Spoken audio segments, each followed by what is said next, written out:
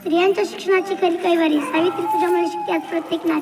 सावित्री तुझ्यामुळे शिकते प्रत्येक नारी. नमस्कार, माझे नाव श्रेया आहे. मी इयत्ता 4थी वर्गात शिकते. सावित्रीबाई फुले या भारतातील पहिल्या महिला शिक्षिका होत्या.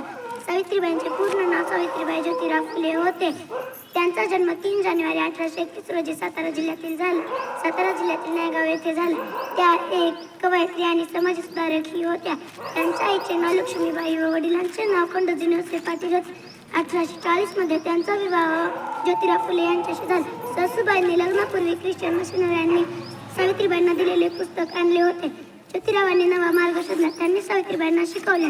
1 जानेवारी 1848 रोजी ज्योतिरावांनी मुलींसाठी भिडेवाड्यात मुलींसाठी पहिली शाळा सुरू केली. सावित्रीबाईंनी आपल्या विचारांचा प्रसार करण्यासाठी काव्य फुले आणि 52 सुबोध रत्नाकर नावाचा कविता संग्रह लिहिला. बालविवाह, सती, केशर रचना अशा अनेक क्रूर प्रथांना त्यांनी विरोध केला. समाजाच्या भल्यासाठी त्यांनी अनेक ठिकाणी भाषणे केली. अनाथ मुलांना अनाथ आश्रम देणे हे त्यांचे ध्येय होते. 1897च्या भयंकर प्लेगच्या काळात त्यांनी प्लेगची लागण झालेल्या रुग्णांची सेवा केली.